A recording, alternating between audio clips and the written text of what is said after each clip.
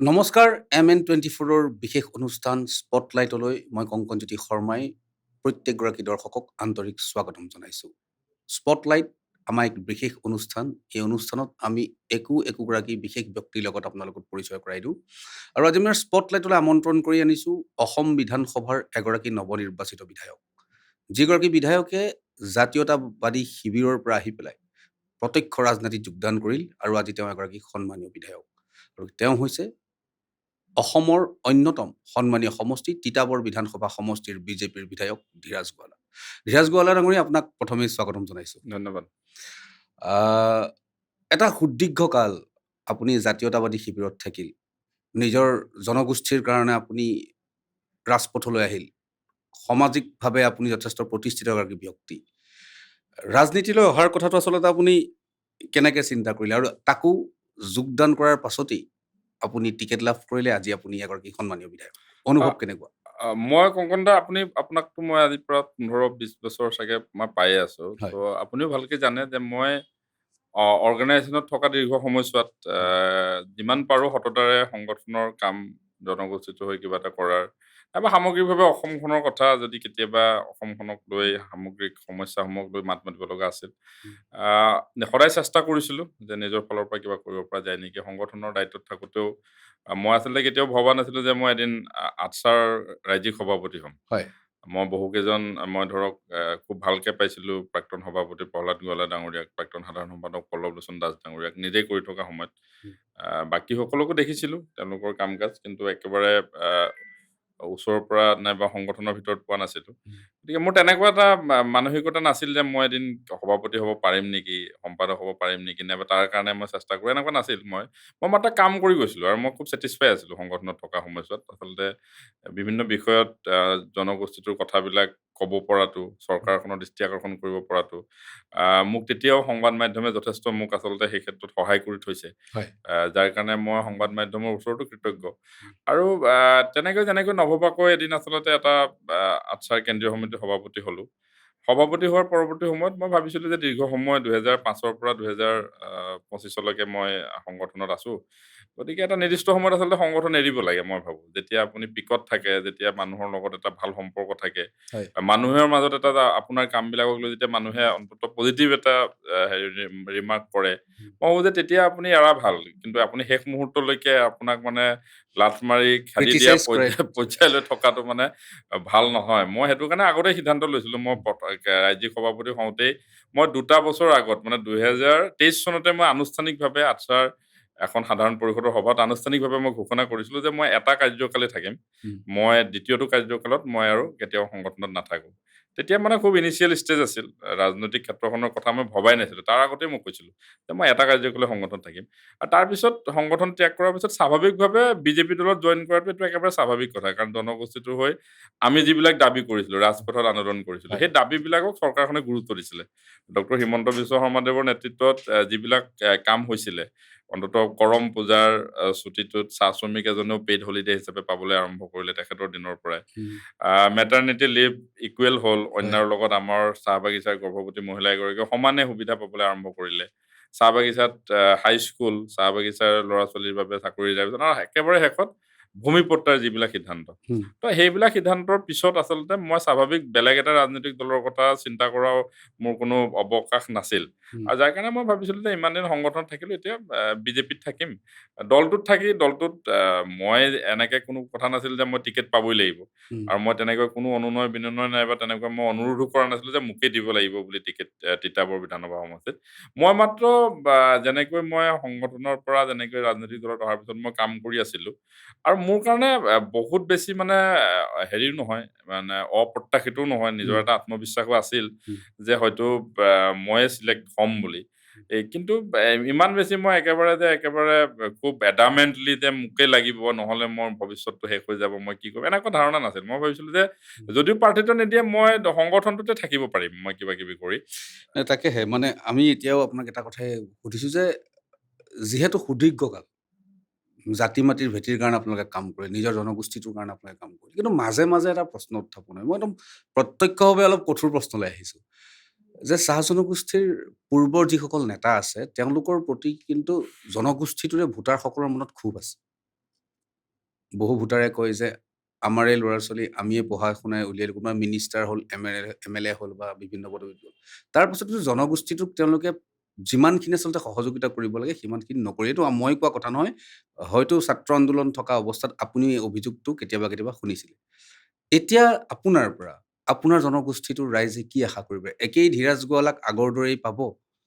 নে আকৌ ৰাজনৈতিক পথত ভৰি দিয়াৰ পাছত পূৰ্বৰ যিসকলে পদ কৰিছিলে সেই পদকে অনুকৰণ কৰিব? নাই, নাই চাওক, মই আপোনাক কৈছোঁ ৰাজনৈতিক ক্ষেত্ৰত থকা মানুহ এজনে হুম, কেতিয়াও 100% মানুহক সন্তুষ্ট কৰিব নোৱাৰে। কাৰণ এটা হয়, বিৰোধী শক্তি থাকেই। তাকেই। আপোনাৰ সমালোচনা কৰিবলৈ এটা বিৰোধী শক্তি থাকেই। হুম, কিন্তু মই ভাবোঁ যে এইখন চৰকাৰৰ দিনত মই ব্যক্তিগতভাৱে মই এটা বিধানসভা সমষ্টিত ৰাইজৰ লগত সুসম্পৰ্ক ৰক্ষা কৰি চলা, ৰাইজৰ সমস্যাবিলাকৰ বুজ লোৱা, ৰাইজৰ সমস্যাবিলাক সমাধানৰ কাৰণে যৎপৰোনাস্তি চেষ্টা কৰা, সেইখিনিতো মই ভাবোঁ যে মই ভগৱানকো প্ৰাৰ্থনা কৰোঁ যাতে সেইখিনি মই কৰিব পাৰোঁ। আৰু হুম, ৰাইজৰ লগত আজি যেনেকৈ আছোঁ ভৱিষ্যত দিনতো যাতে তেনেকেই থাকিব পাৰোঁ। হুম, সেইটোৱে মই ভগৱানকো প্ৰাৰ্থনা কৰোঁ। কিন্তু মই আপোনাক এটা কথা কওঁ যে চৰকাৰখনে যিখিনি কাম এইখন চৰকাৰে কৰিছে, হুম। তাৰপিছত আপুনি কিন্তু ক'ব নোৱাৰে যে বৰ্তমান থকা বিধায়ক নাইবা বৰ্তমান চৰকাৰখনে চাহ জনগোষ্ঠীৰ কাৰণে কাম কৰা নাই বুলি। কাৰণ আপুনি যদি চাই জনগোষ্ঠীতে যদি কিবা পাইছে, হয়। 2016ৰ পিছতহে পাবলৈ আৰম্ভ কৰিছে। তাৰ আগত কিন্তু একো পোৱা নাই। তাৰ আগত নেতা পাইছিলে। হয়, মই সেই প্ৰশ্নটো তাৰ আচলতে আগত সেইটোৱে, নেতা নেতা পাইছিলে। পাইছিল। এতিয়া জনগোষ্ঠীটোৱে অন্ততঃ নিজৰ প্ৰাপ্য অধিকাৰ পাবলৈ আৰম্ভ কৰিছে। এতিয়া যদি সোধা যায়, ধৰক আপুনিও ইমান বছৰ ৰাজনীতিৰ পৰা আঁতৰি থাকিলেও প্ৰত্যক্ষ ৰাজনীতি আপুনি খুব ওচৰৰ পৰা আপুনি নিৰীক্ষণ কৰি আছে। আপুনি চাই আছে বিভিন্ন সময়ত আপোনালোকে ৰাজনীতিৰ বিৰুদ্ধে বা চৰকাৰৰ কিছুমান কঠোৰ সিদ্ধান্তৰ বিৰুদ্ধে আপোনালোকে প্ৰতিবাদো কৰিছে। কিন্তু মোৰ প্ৰশ্নটো এইটো যে আপুনি যিহেতু এতিয়া চৰকাৰী যি আচলতে ব্যৱস্থা তাৰ মাজলৈ আপুনি আহিল, জনপ্ৰতিনিধি হ'ল। এতিয়া যদি আপোনাক কোৱা যায় ৬ জনগোষ্ঠীৰ জনজাতিকৰণৰ ক্ষেত্ৰত আপোনাৰ কিমানখিনি সমৰ্থন থাকিব অন্যান্য আন্দোলনকাৰীসকলৰ প্ৰতি, তেতিয়াহ'লে আপুনি কি বুলি ক'ব? কাৰণ আপুনি এতিয়া চৰকাৰৰ অংশীদাৰ বস্তু। হয়। নাই চাওক, ৬ জনগোষ্ঠীৰ জনজাতিকৰণৰ কাৰণে আমি দীৰ্ঘ সময় আন্দোলন কৰিলোঁ। হয়। দীৰ্ঘ সময় আলোচনা কৰিলোঁ।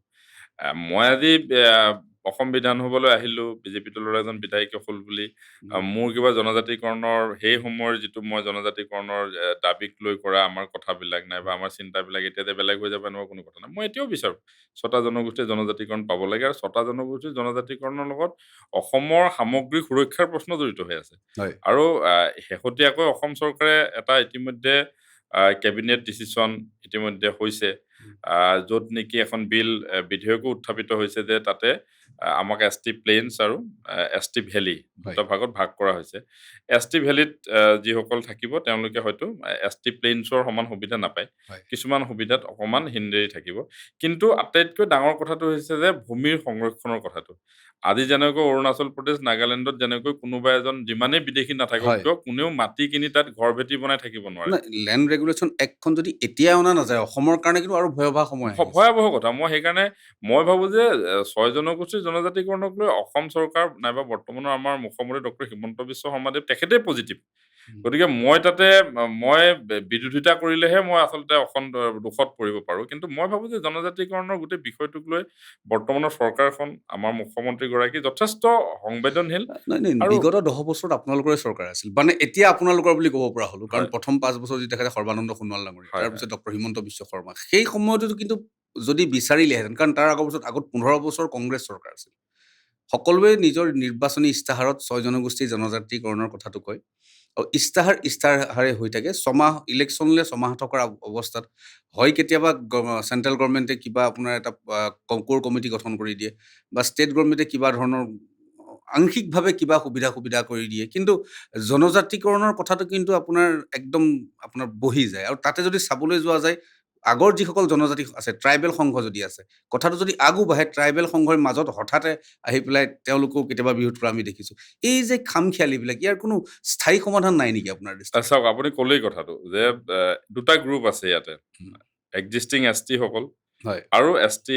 ডিমাণ্ড কৰা জনগোষ্ঠীসকল। হয়, গতিকে দুইটাৰ মাজত এটা সামঞ্জস্য ৰক্ষা কৰি হুম, যাতে এক্সিষ্টিং এছ.টি.সকলো ক্ষোভিত নহয় হুম, আৰু ডিমাণ্ড কৰি থকা জনগোষ্ঠীবিলাকেও যাতে প্ৰাপ্যটো পায়, তাৰ কাৰণে যিটো মডেলিটিজ তৈয়াৰ হ'ব লাগিছিলে সেইখিনিতো কৰা হৈছে কাৰণ বিভিন্ন ভেৰাইটিজ গ্ৰুপৰ লগত আলোচনা কৰা হৈছে কিন্তু বিষয়টোক লৈ শেষ সিদ্ধান্তৰ কাৰণে মই ভাবো যে চৰকাৰখনে আগন্তুক সময়ত নিশ্চিতভাৱে দুইটা গ্ৰুপৰ লগত আলোচনা কৰি যাতে কোনো ক্ষেত্ৰত অসমখনত অশান্ত পৰিস্থিতিৰ সৃষ্টি নোহোৱাকৈ শান্তিপূৰ্ণভাৱে যাতে বিষয়টো এটা মীমাংসালৈ আহিব পাৰে আৰু সামগ্ৰিকভাৱে জনগোষ্ঠীকেইটাও উপকৃত হয় যিসকলে দাবী কৰি আছে জনজাতিকৰণৰ আৰু লগে লগে ধৰক যিসকলে বিৰোধিতা কৰি আছে তেওঁলোককো যাতে এই ক্ষেত্ৰত এটা সন্তুলন ৰক্ষা কৰি যাতে গোটেই বিষয়টো সমাধান কৰিব পাৰে তাৰ কাৰণেতো এখন চৰকাৰে চেষ্টা কৰিছিলে আৰু যাৰ কাৰণে S T plain S T ভেলীৰ প্ৰভিজন আহিল আৰু মই ভাবিছোঁ পৰৱৰ্তী সময়ত এইটো পৰ্যায়লৈতো প্ৰথম এখন চৰকাৰে আনিছে যে অন্তত এটা মডেলিটিজ হৈছে যিটো মডেলিটিক লৈ আজি ট্ৰাইবেল সংঘয়ো সহমত পোষণ কৰিছে আহোম জাতীয় সংগঠনসমূহে সহমত পোষণ কৰিছে নাইবা চাহ জনগোষ্ঠীয় সংগঠনসমূহে সহমত পোষণ কৰিছে তেওঁলোকে বহু বেছি আপত্তি দৰ্শোৱা নাই গতিকে এইটো পৰ্যায়লৈ যেতিয়া আহিছে মই ভাবো যে আগন্তুক সময়ত নিশ্চিতভাৱে এটা সমাধান সূত্ৰ ওলাব আপোনাৰ যথেষ্টখিনি অভিজ্ঞতা আছে এইটো ক্ষেত্ৰত গতিকে আমি অলপ কিছু আপোনাৰ সমষ্টিৰ কথা লৈ 15 বছৰ কাল তাৰ বিধায়ক আছিল প্ৰয়াত তৰুণ গগৈ ডাঙৰীয়া মুখ্যমন্ত্ৰী আছিল আপোনালোকৰ বিধানসভা সমষ্টিৰ পৰা তাৰপিছত দীপ গগৈ ডাঙৰীয়া তাৰ MLA আছিল প্ৰথম দীপ গগৈ আছিল তাৰপিছত তৰুণ গগৈ আহিলে তাৰপিছত আকৌ আহিল এতিয়া কথাটো হ'ল সেই হিচাপত কিন্তু তিতাবৰখনৰ উন্নয়নটো আমি যথেষ্টখিনি পৰিলক্ষিত আমাৰ দৃষ্টিত নপৰিল ইমান বছৰ আমিও যিহেতু যোৰহাট একেখন জিলাৰে বাসিন্দা আমিও তিতাবৰলৈ বিভিন্ন সাংবাদিকতাৰ কামত বাতৰি আমি পৰিৱেশন কৰিছোঁ এতিয়াও সীমা সমস্যাটোৰ আপোনাৰ সমাধান নহ'ল খোৱা পানীৰ সমস্যাটো আপোনালোকৰ খুব ভালদৰে সমাধান নহ'ল ধান গৱেষণা কেন্দ্ৰ তাত আছে কিন্তু কৃষকৰ অৱস্থা এতিয়াও খুব মানে ভাল আমি দেখা নাই তিতাবৰ চিকিৎসালয়খনৰ অৱস্থা যদি কওঁ সেইখনো মোটামুটি তথৈবচ বুলিয়ে ক'ব লাগিব ধীৰাজ গোৱালাই হওক বা তিতাবৰ অন্যান্যসকলে হওক ইমান দিনে এই কথাবিলাক চকুত পৰা নাছিল নেকি কাৰণ 15 বছৰ কাল মুখ্যমন্ত্ৰী থকা এখন মানে বিধানসভাত বা তেওঁ আছিল বিধানসভাত তেওঁৰ নিজৰ স্থান তিতাবৰ যেনেকৈ জালুকবাৰী এতিয়া যথেষ্টখিনি উন্নত তিতাবৰ কিন্তু সেই ক্ষেত্ৰত ইমান উন্নত নহ'ল মানে আপুনি কংগনা খুব ভালকৈ জানে যে তৰুণ গগৈদেৱ যি 15টা বছৰ মুখ্যমন্ত্ৰী হিচাপে আছিলে তেওঁ আচলতে প্ৰশাসনিকভাৱে বহু বেছি দক্ষতা প্ৰদৰ্শন কৰা নাছিলে আপুনিও ভালকৈ জানে যে সেইটো সময়ত বৰ্তমানৰ আমাৰ যিগৰাকী মুখ্যমন্ত্ৰী তেওঁৱে মানে আল্টিমেট তৰুণ গগৈদেৱক যিখিনি ডেভেলপমেণ্ট ৱৰ্ক নাইবা চৰকাৰখনৰ ক্ষেত্ৰত যথেষ্ট তেখেতে কষ্ট কৰি আছিলে আৰু তৰুণ গগৈদেৱে আচলতে সেইটো সময়ত তেওঁ যদি বিচৰা হ'লে যে তেওঁ যিটো বিধানসভা সমষ্টিৰ পৰা 15টা বছৰ তেওঁ প্ৰতিনিধিত্ব কৰিছে সেই সমষ্টিটোকো তেওঁ কিবা এটা দি যাম বুলি যদি ভাবিলেহেঁতেন মই ভাবো যে তিতাবৰে বহু কিবা পালেহেঁতেন কিন্তু খুব দুৰ্ভাগ্যজনক যে সেইটো সময়ত থকা কংগ্ৰেছৰ যিসকল তাৰে স্থানীয় নেতা যিসকল স্বয়ম্ভূ বিধায়ক হৈ গৈছিলে কাৰণ তৰুণ গগৈদেৱ দিছপুৰত থাকে অসমৰ কথা চিন্তা কৰে সমষ্টিটোৰ কথা চিন্তা কৰিবলৈ তেওঁ সময় পোৱা নাছিলে আৰু এই স্বয়ম্ভূ যিসকল বিধায়ক আছিলে তেওঁলোকে আচলতে দূৰদৰ্শিতাৰ অভাৱ আৰু ক'ৰবাত তিতাবৰখনৰ প্ৰতি তেওঁলোকৰ যিটো আন্তৰিকতা সেই আন্তৰিকতাৰ অভাৱৰ কাৰণে তিতাবৰখন বঞ্চিত হৈ থাকি গ'ল একোৱেই নাপালে তিতাবৰৰ তুলনাত আমাৰ কাষত থকা সেইটো সময়ত গড়কাপ্তানি মন্ত্ৰী থকা অজন্তা নেওগ বাইদেউৰ সমষ্টিৰে বহুত ডেভেলপমেণ্ট হ'ল কিন্তু মুখ্যমন্ত্ৰীৰ সমষ্টিত একোৱেই নহ'ল আপুনি যদি আজি ভাবে তিতাবৰে 15টা বছৰত কি পালে বুলি ক'লে আপুনিও নিজেও এজন তাতে যদি সোধে কাৰোবাৰ সাধাৰণ মানুহ কোনেও নকয় যে বোলে তাতে আমি কিবা পাইছো তাৰ পাছতো যে 15 বছৰ কাল তেখেত জিকিলে এইটো এটা আৱেগ মানে তৰুণ গগৈদেৱ অসমৰ মাননীয় মুখ্যমন্ত্ৰী তিতাবৰ অসমৰ আটাইতকৈ সন্মানীয় বিধানসভা সমষ্টি আৰু মুখ্যমন্ত্ৰীজনক তিতাবৰৰ ৰাইজে ওচৰৰ পৰা পোৱাটো নিজৰ সমষ্টিৰ বিধায়ক বুলি এটা গৌৰৱ অনুভৱ কৰে আৰু যাৰ কাৰণে মই আৰু তৰুণ গগৈদেৱৰ কিছুমান গুণো আছিল যিবিলাকৰ কাৰণে তিতাবৰবাসী ৰাইজে ভালো পাইছিল তেখেতক কাৰণ তেখেত যথেষ্ট সহজ সৰল মানুহ আছিল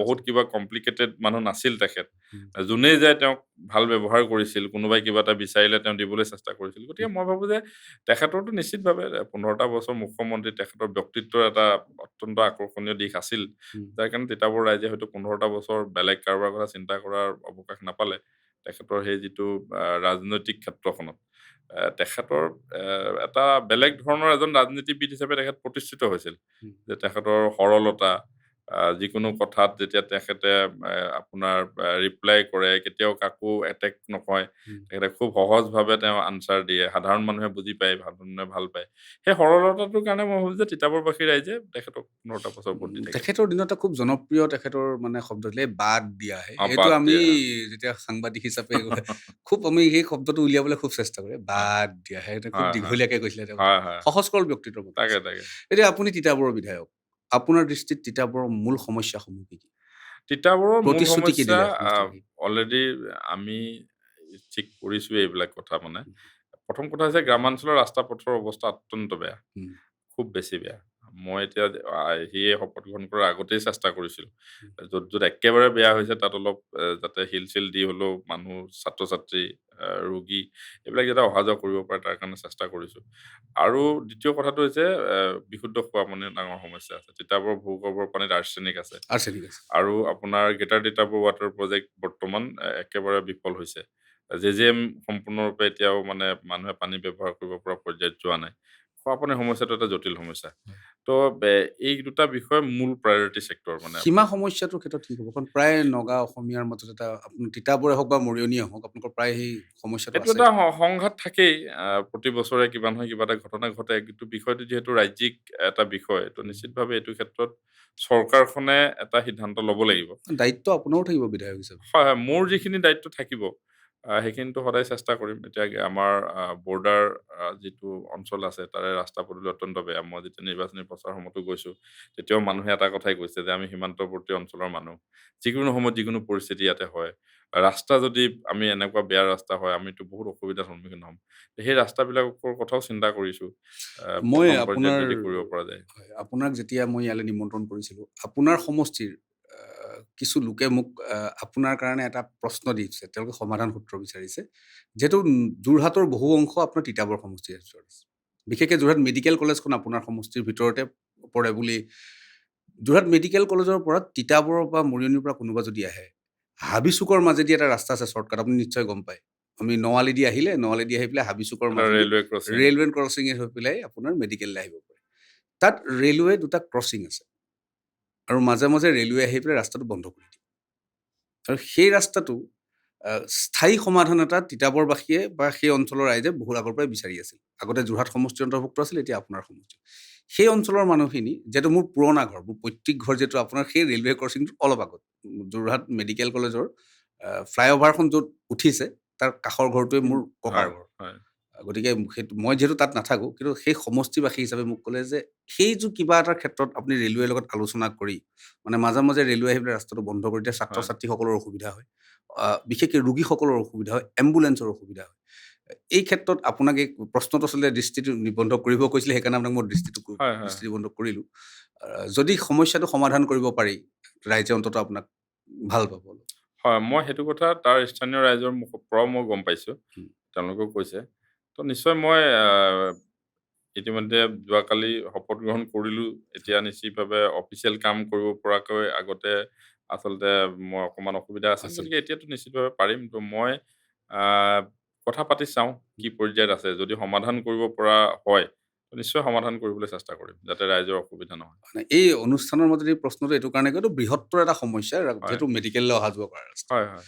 এতিয়া আকৌ পুনৰ আহিছোঁ অলপ ব্যক্তিগত কথালৈ। ধীৰাজ গোৱালা একদম সৰ্বসাধাৰণ এখন ঘৰৰ পৰা। ধীৰাজ গোৱালাৰ ঘৰত কোন কোন কেনেকে আছে? ধীৰাজ গোৱালাই কেনেকে ৰাজনীতিৰ পথাৰত আহিল? কেনেকে জাতীয়তাবাদী শিবিৰলৈ আহিল? পঢ়া-শুনা ক'ত আৰম্ভ কৰিলে আদি?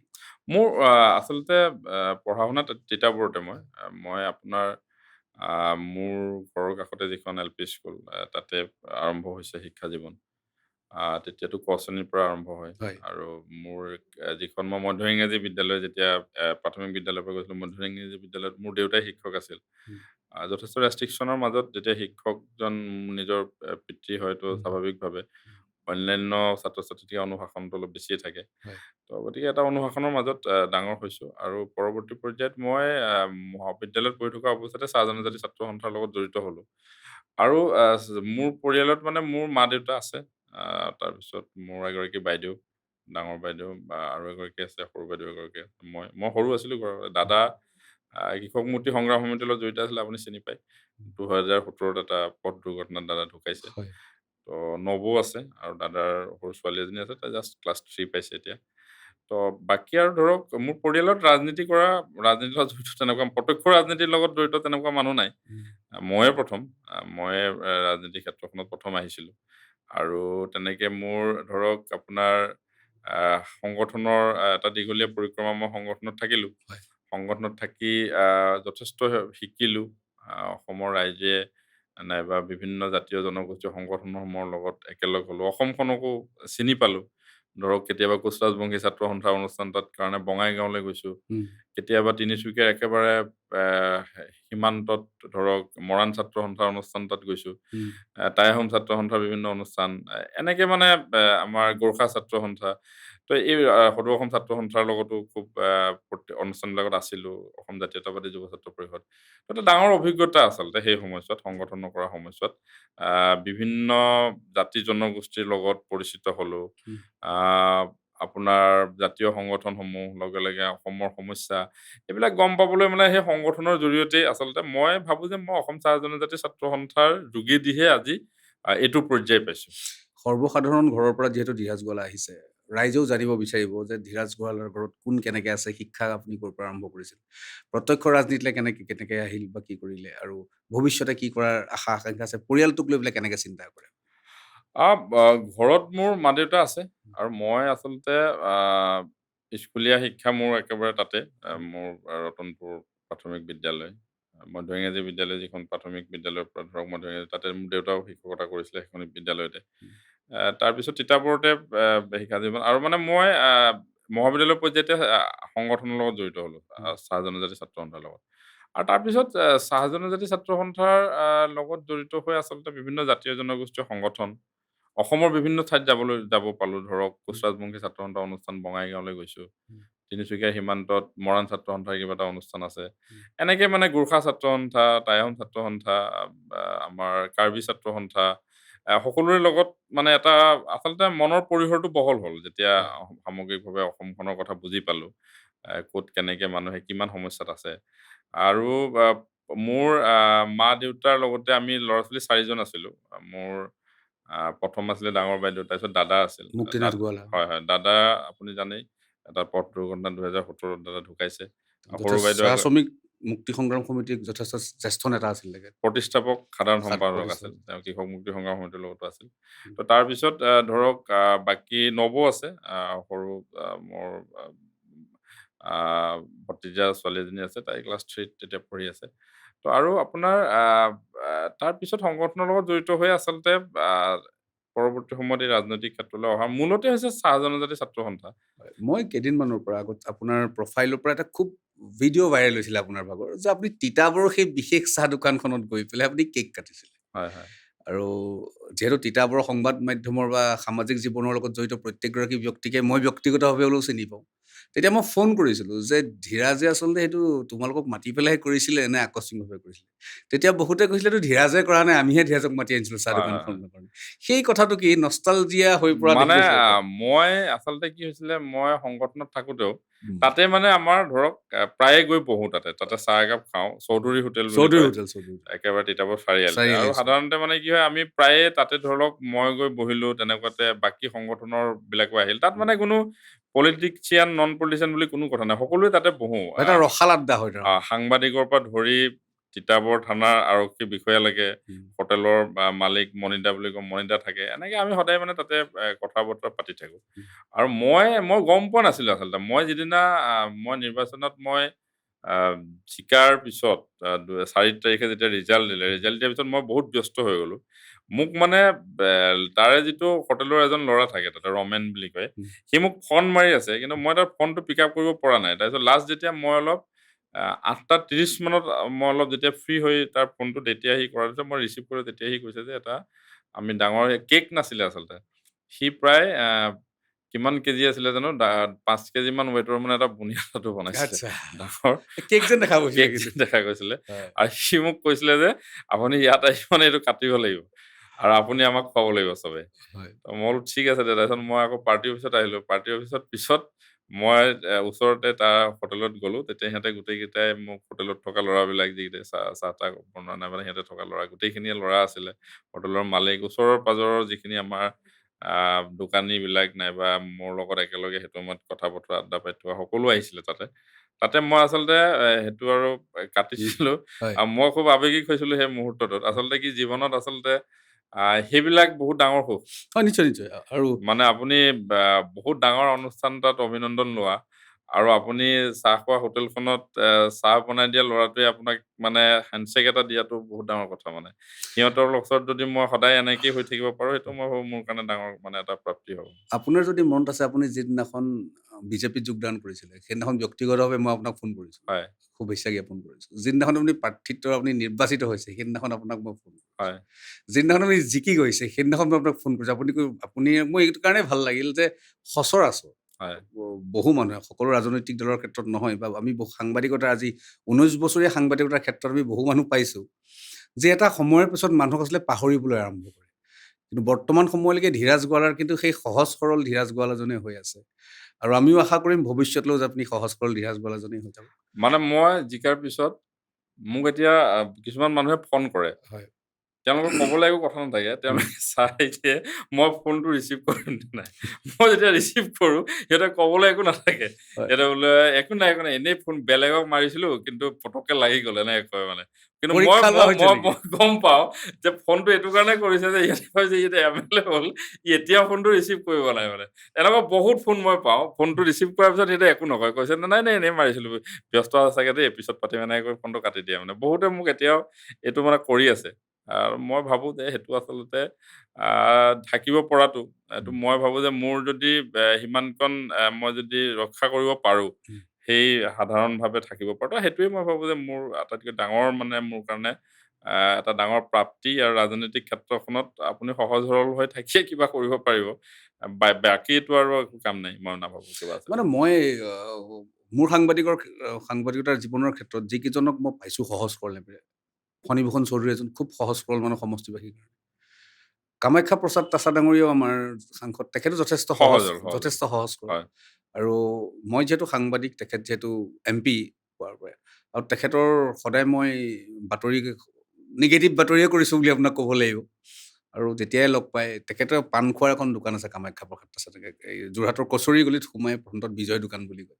আৰু প্ৰায়ে যোৰহাটৰ সাংবাদিক হওক, বিভিন্ন দল সংগঠনৰ মানুহ তাতেই সোমায় তাৰমানে হয়, আড্ডা হয়। মাৰিবলৈ। আৰু যেতিয়াই কামাখ্যাতে পায়, কান্ধত হাতখন তুলি পেলাই কয়, "মোৰ বিষয়ে আৰু কিবা লিখিবলৈ নাই যদি বিৰোধী পক্ষক সুধি হয়, লোৱা।" হয়, কিন্তু এই তেওঁৰ যিটো সৰলতা, হয়। সেই সৰলতাটো মই আপোনাৰ মাজতো বৰ্তমান দেখি আছোঁ। আৰু এজন ব্যক্তিৰ কথা মোৰ এইখিনিতে মনলৈ আহিছে। মই ব্যক্তিগতভাৱে তেখেতক যদিও MLA হিচাপে তেখেতক লগ পোৱা নাই, মই যিমান দূৰ শুনিছোঁ, কৌশিক ৰায় যথেষ্ট সহজ সৰল ব্যক্তি। আছে, আছে। মই তেখেতক পোৱা নাই। যে আমিও আশা কৰিম যে ধীৰাজ গোৱালাও তেনেকৈ সহজ সৰল হওক। নিশ্চয়। যিহেতুকে আমি অনুষ্ঠান শেষ কৰিব লাগিব, আমি বিশেষ সূত্ৰে গম পাইছিলোঁ ধীৰাজ গোৱালাই খুব ধুনীয়াকৈ ঝুমুৰ কেতিয়াবা গুণগুণাই বোলে। মই শুনিছোঁহে নাই, দেই। নাই। মই আচলতে ঝুমুৰ গোৱাৰ একেবাৰে অভ্যাস নাই। কেতিয়াবা গুণগুণাই বুলি গুণগুণাব শুনিছোঁ। পৰা হ'লেতো মই গুণগুণাই দিলোহেঁতেন। মোক আপোনালোকৰ প্ৰেক্টিচ কৰি আহিব লাগিব। নাই, দুই এজনে কৈছে আপোনালোকৰ মানে সংগঠনৰে, উম, আপোনাৰ প্ৰাক্তন সতীৰ্থ যে মোৰ ধী- প্ৰাক্তন সতীৰ্থই যদি সেইটো কৈছে, তো মোক সেইটো অকমান কৈছে মানে আজি হেৰি কৰিবৰ কাৰণে কৈছে। কাৰণ কৈছে মোৰ প্ৰাক্তন সতীৰ্থই ভালকে জানে মই গান গোৱাত বহুত বেয়া। মই গান গোৱা বুলি কোৱা নাই, যে ধীৰাজ দাই কেতিয়াবা মনতে খুব গুণগুণাই বোলে ঝুমুৰ। মই সঁচা মিছা নাজানো, কৈছে কাৰণে মই আপোনাক সুধিছোঁ। যদি তেনেকুৱা একো নহয়, আমি তাৰ কাৰণে নাযাওঁ বাৰু। হয়, হয়। একদম শেষৰটো প্ৰশ্নলৈ আহোঁ। চাহ শ্ৰমিকৰ দৈনিক মজুৰি বৃদ্ধিৰ ক্ষেত্ৰত চৰকাৰৰ যি প্ৰতিশ্ৰুতি আছিলে, সেই প্ৰতিশ্ৰুতি কিন্তু এতিয়াও 100% সম্পূৰ্ণ হোৱা নাই। একদম। আপোনালোকৰ চাহ জনগোষ্ঠীয় কেইবাজনো বিধায়ক এইবাৰ কিন্তু আছে।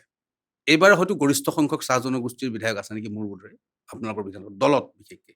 নাই, নাই। কংগ্ৰেছৰ দিনত ইয়াতকৈ বেছি আছিল। নাই, কংগ্ৰেছৰ দিনত বিজেপিৰ দিনত এই নাই, হায়েষ্ট। মই এই বিজেপি টাৰ্মটোৰ কথাই কৈছোঁ, উম, এইবাৰ টাৰ্ম। উম। কাৰণ কংগ্ৰেছেতো চাওক, কংগ্ৰেছৰ এটা খুব মানে কথা আছিল যে কংগ্ৰেছে বহুবাৰ চাহ জনগোষ্ঠীৰ লোকক ভোট বেংক হিচাপে ব্যৱহাৰ কৰিছে বুলি কিন্তু একদম। অভিযোগ উত্থাপন হয়। হুম, হুম। এই অভিযোগ আমি নকৰোঁ, আপোনালোকৰ দৰে দল সংগঠনখিনিয়ে কৰে। চবে কৰে। এইবাৰ আপোনালোকে কি ক'ব? কাৰণ আপোনালোকে শ্ৰমিকসকলক কিন্তু প্ৰতিশ্ৰুতি দি থৈছে। মানে মই আপোনাক কৈছোঁ কংকন দা, আমি কি কৰিম বুলি এনেকুৱা কথা নহয়। গভৰ্ণমেণ্টখনৰ এটা পলিচি আছে যে যিসমূহ জনগোষ্ঠী ইকনমিকেলি বেকৱাৰ্ড, তেওঁলোকক আপলিফ্ট কৰিবই লাগিব।